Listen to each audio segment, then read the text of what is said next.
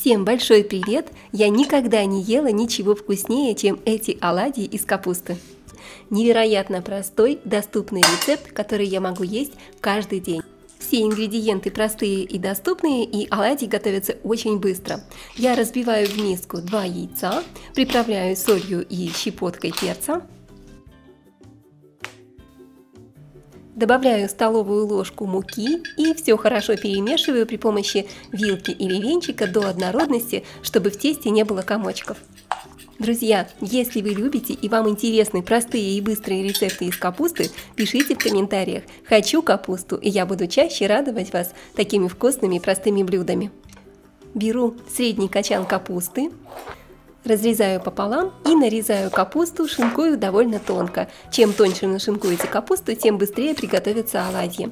У меня молодая капуста. Вы также можете приготовить рецепт с капустой зимних сортов, но только тогда ее придется на 10 минут замочить в кипятке. Я отправляю капусту в миску к яйцам.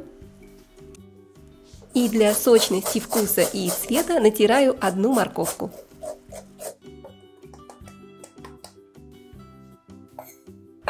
Морковку отправляю в миску к капусте.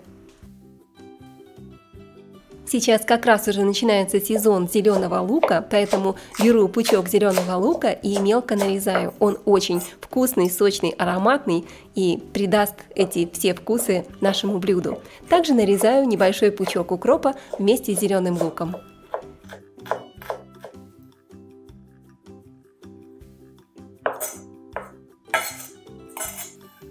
Нарезанную зелень отправляю в миску к капусте.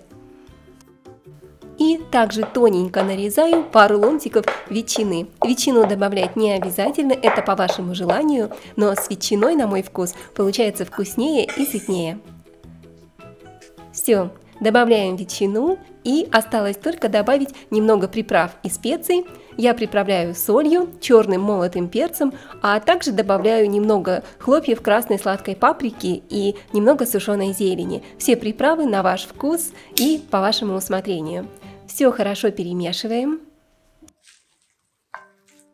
Это очень вкусное и полезное блюдо. Посмотрите только, друзья, в этой миске столько витаминов, столько пользы, так что обязательно приготовьте этот замечательный, вкусный и простой рецепт из капусты. А также я буду рада, если поделитесь этим рецептом с вашими друзьями.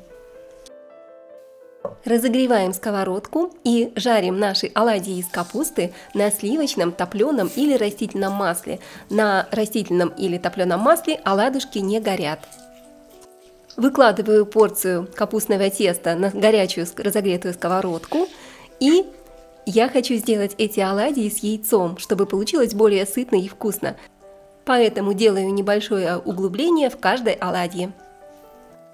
Обжариваю с одной стороны до золотистого румяного цвета и аккуратно переворачиваю. Возьмите сковородку побольше, если хотите за один раз пожарить сразу 5-6 штук оладий. А возможно, вы предпочитаете жарить одновременно на 2 сковородках. В каждое углубление я выливаю куриное яйцо. Вы даже можете взять вместо куриного перепелиные яйца, они мелкие, получится тоже очень интересно. И накрываю ломтиком плавленного сыра. Друзья, получается очень вкусно и очень нежно. Теперь осталось приготовить до желаемой степени готовности яиц. Если вы любите, чтобы яйца были полностью готовы, готовьте под крышкой в течение 5 минут. А если любите яйца с сырым желтком, готовьте буквально 2-3 минутки. На среднем или слабом огне.